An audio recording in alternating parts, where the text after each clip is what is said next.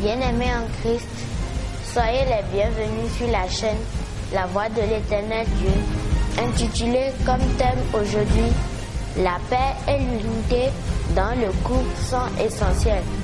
Le deuxième texte de la circonstance se trouve dans le livre de Genèse, en son chapitre 2, du 18e au 24e verset. Genèse 2, 18 à 24.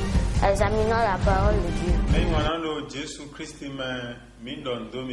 Bien-aimés en Saint Jésus-Christ, nous vous saluons.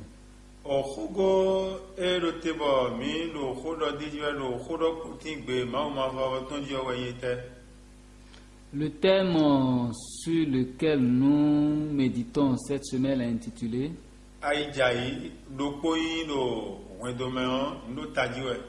C'est intitulé La paix et l'unité dans le couple sont essentiels. Et aujourd'hui, particulièrement, nous allons nous accentuer sur la thématique de la paix.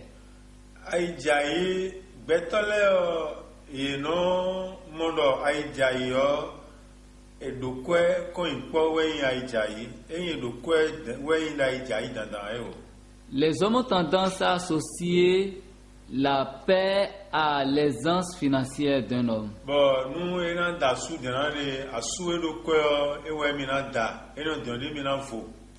Les femmes se sont fixées comme objectif de marier des hommes aisés parce qu'elles pensent qu'ainsi elles pourront vivre en paix.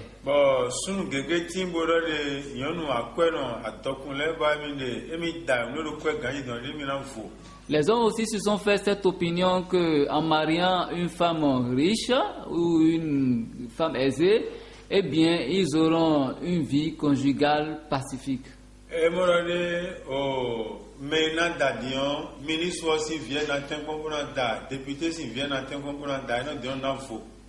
Ils se fixent l'objectif qu'en épousant une fille d'une autorité, ils seront aisés.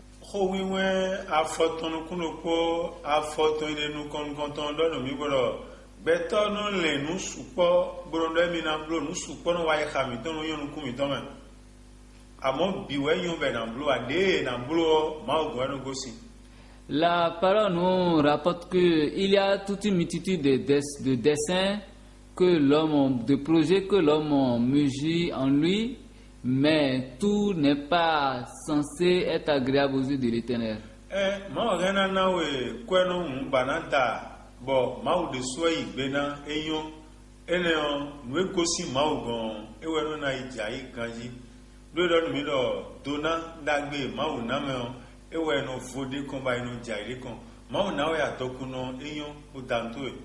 La parole rapporte aussi que la bénédiction vient de l'Éternel et elle n'est suivie d'aucun chagrin.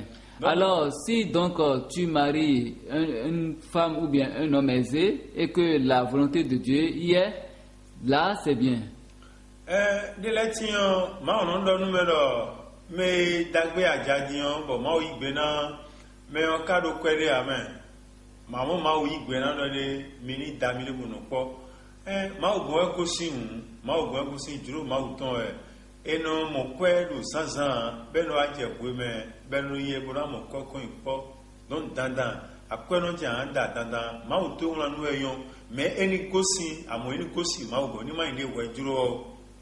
Il peut arriver aussi que tu maries une personne qui ne soit pas forcément aisée, mais qui contribue à ton bonheur, si la volonté de Dieu y est.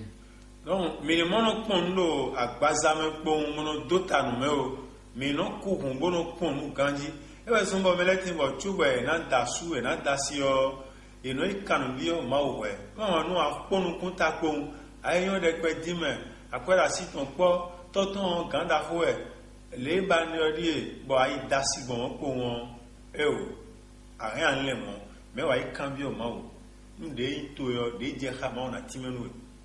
Voilà pourquoi il est bon de chercher la vie de l'Éternel avant de s'engager dans toute relation conjugale.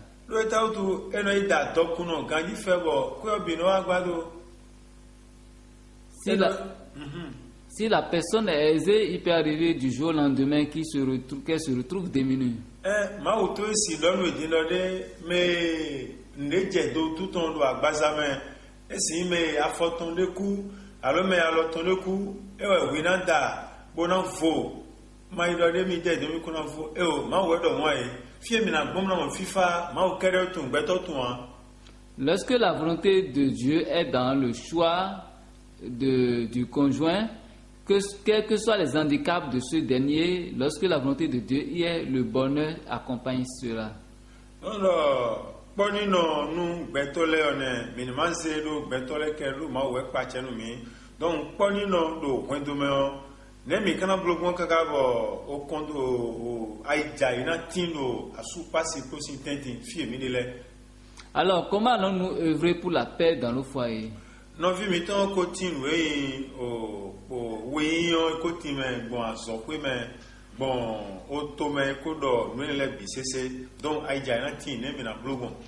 Notre frère a déjà évoqué le sujet sur tous les plans. Maintenant, pour ce qui concerne la paix, comment allons-nous œuvrer?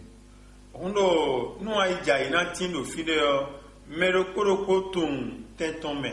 Nous mero kuro na do ena tumbo na no do no viton we gode nous je baro na bloni no tumbo no bloni aija ina tin. Il convient que dans le foyer chacun de nous sache à quoi s'en tenir pour qu'il y ait la paix. Fi aija ikono gosi ma o go aija no gosi me nous mi do na blo jijo de mi do na zan we no mi do po abio ma o khome ma o na time do bala mo kunjego. Et la paix provient de Dieu. Et lorsque tu consultes Dieu, lorsque tu te remets à lui, il t'inspire pour que tu œuvres de manière efficace pour la paix dans ton foyer. Amon moyen weno zon nous moyen do fideo ay jai no tin do fio amon nous wan gbe bio fio no kanya. Et lorsque l'amour est quelque part, la paix y est aussi. Nous e ka do moyen ma do dandan de o me ko ko ja ko no gbe dion.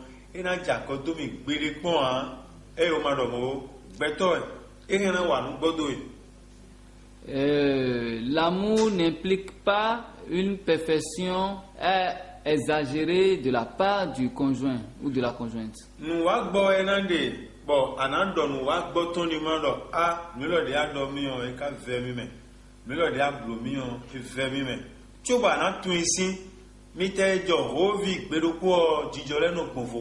Donc il ouais maintenant d'abord mais le corona do nous no je doni on do nous no fait tout on et na do di do pour maintenant nous comment je ah nte tunda ya me e do e no mi kuno yo no ko mi to me e yo to pa no ma. L'amour se forge dans la tolérance de nos insuffisances. Donc when we atun nous no yo no kunche me o e so be na no po e no no dia ndi ma yo no kunte ma no me da pa to yo blo no yo no doni. Nous ma jebe don nous e blo nous no ma yo afun doni nous e ka don we bodo e lo nyon kunche me ma sole vo blo no de boni do so ma ija ni tin. Le dialogue est primordial dans le couple. Do when we ntun fie na ta foni on fie na gboni on tun fie obo mi do mo do tenti mi de ton ene on evo ija na tin do fie ma. Lorsqu'on dialogue dans le couple et lorsque chacun sait à quoi s'en tenir, la paix et l'amour règnent en ce moment-là. Amon o fie pero o asuo etun aso ina wa etun an yonu aso etun be na wa etun an bo me lo kuro jo aso ina wa do ninu me ni na do jijo ina zan me lo kokun na zan me otun an emi je nu emi ton le danjio amodo me de aija isitin lo fio a do nu mi ton anje mi de go veji do yen tafoji to yo bo so an tafoji je emi ja fo temi gbọmọdí ọ aija ma si tin re lọ́dọ̀ aija yo fi àwọn ọmọ nínú din to ma de awe aija yi jo me ka ja fo temi leji po no ye mo no ba wo no blomi ene aija do fina. Mais lorsque l'homme et la femme œuvrent à tort et à travers au sein du foyer, la paix ne peut pas être présente.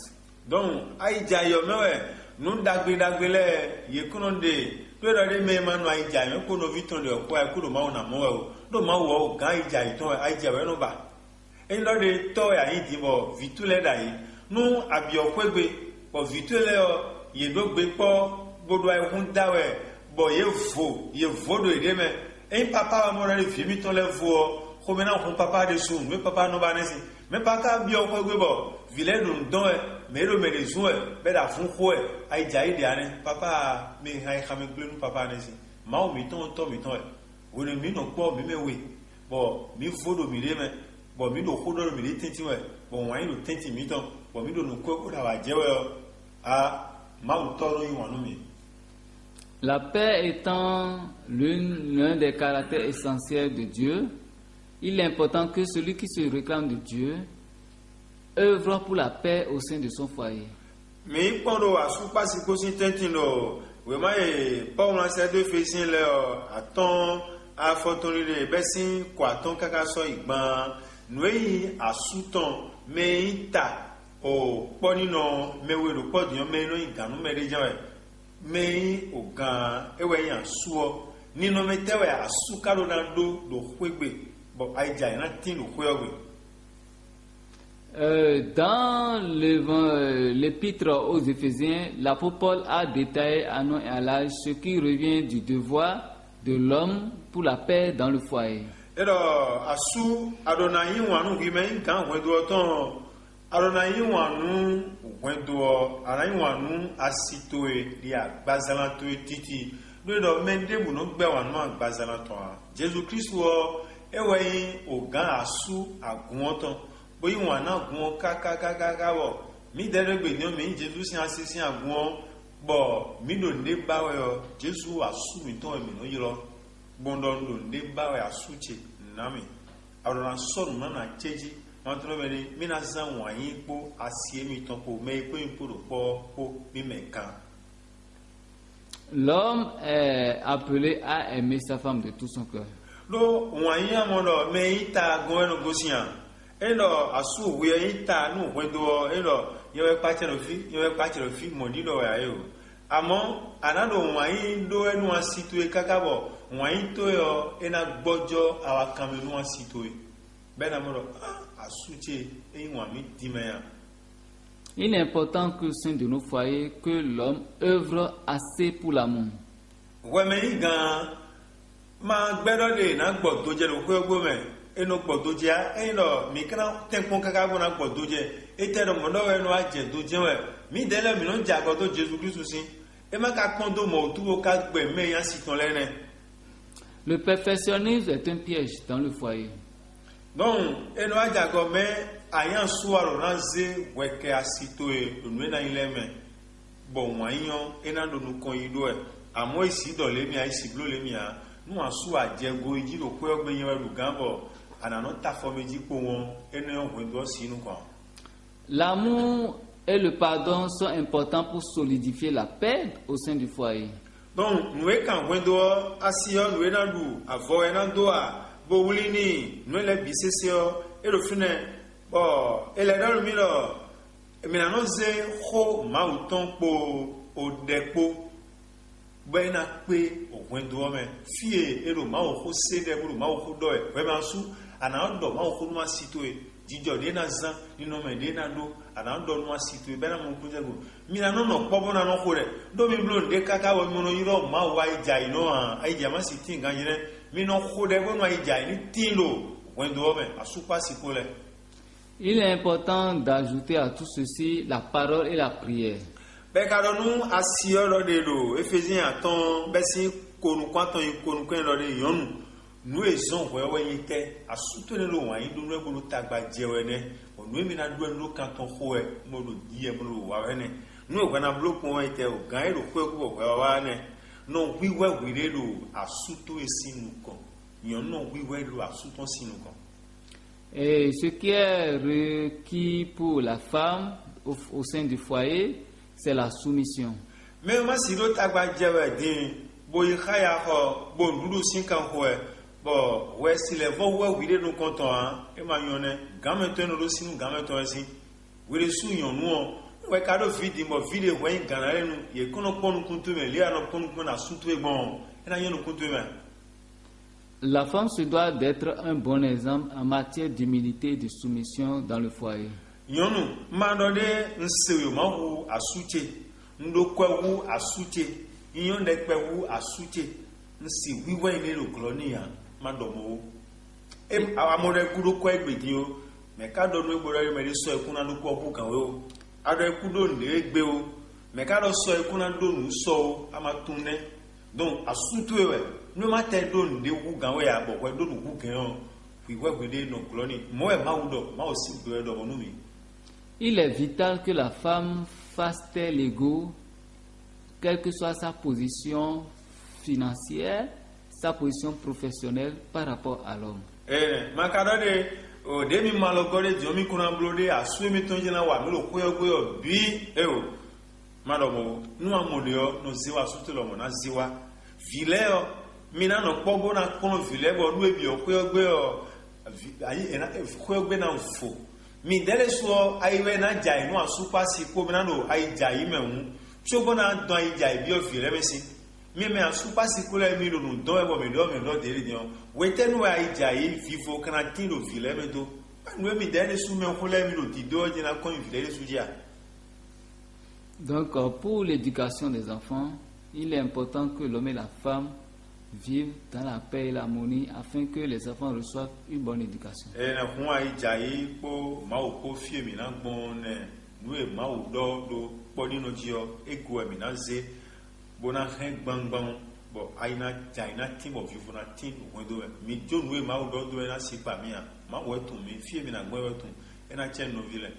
Et le secret dans tout ceci, c'est s'accrocher à Dieu, s'inspirer de lui, recevoir ses instructions pour consolider son foyer. La paix de Dieu soit avec vous.